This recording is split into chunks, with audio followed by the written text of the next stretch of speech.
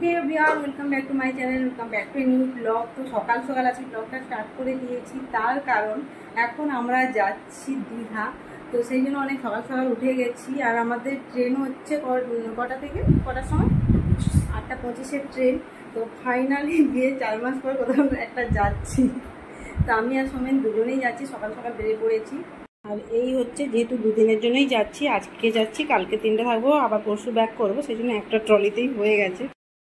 তো this is our final look. তো এখন আমরা বেরিয়ে যাচ্ছি, 7টা বেজে গেছে, চলো।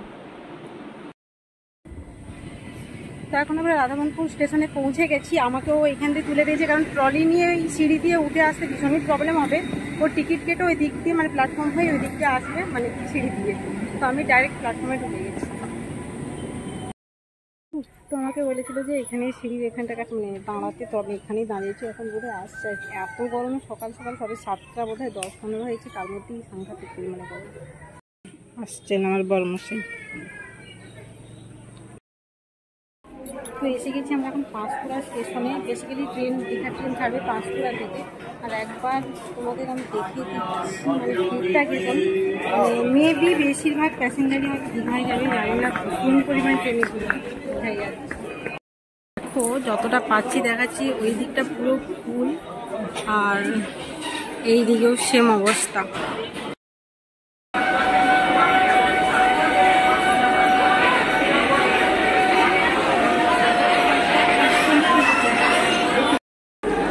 একটা তো কোথাও জায়গা নেই। হ্যাঁ, সামনের দিকে কি কোথাও হতে পারে, দেখো না।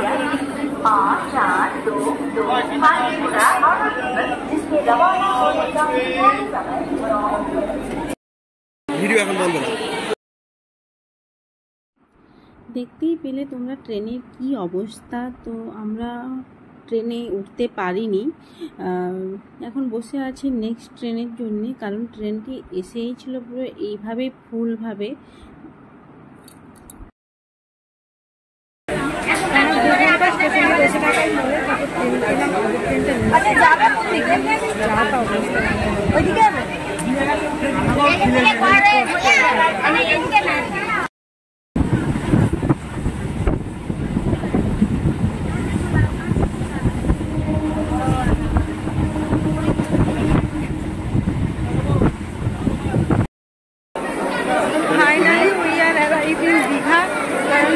এতক্ষণে মানে আগের ট্রেনটা ধরলে এতক্ষণে এসে হোটেলে এসে ফ্রেশ হয়ে খেয়ে টেয়ে ঘুমিয়ে যেতাম বা ফ্রেশ হয়ে যেতাম।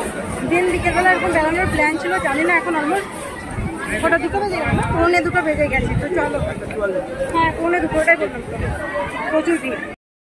ফাইনালি আমরা মানে হোটেলে এসে গেছি, আর আমরা আছি যেখানে, সেটা হচ্ছে হোটেল ব্লু ওয়েভ। তো এখানে হোটেল মানে এই হোটেলে নিয়েছি, কারণ আর হোটেল আমার মানে প্রথমে ইচ্ছে ছিল সোনাঝুরিতে থাকার। সোনাঝুরিতে পাইনি বলতে, ওর একটা বন্ধু এখানে তার বাড়ি, যখন ডিপ্লোমা করতো তাদের মানে তার সাথেই কী বলে ঘুরতে একসাথে। তো সেই মানে সমস্ত কিছুটা ঠিক করে দিয়েছে। তো সোনাঝুরিতে পাইনি, সেই কারণেই সোনাঝুরির পাশেই এটা ব্লু ওয়েভ।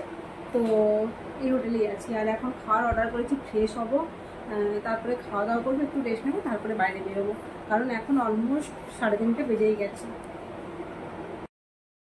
তো ফার্স্টে ভেবেছিলাম যে মানে স্নান টান করবো, তারপরে দিন মানে যদিও বাড়ি থেকে স্নান টান করেছি, কিন্তু যা সকাল থেকে বেরিয়েছি এত মানে বিরক্ত লাগছে, এত ধুলোই, মানে এই জন্য জাস্ট মুখটাকে ধুয়ে নিলাম, কারণ এত খেতে পারছে। 3:30 4টে বাজতেই যায়, 4টে বাজতে যায় নাকি আবার, মানে আজকে মানে শোয়া হবে না।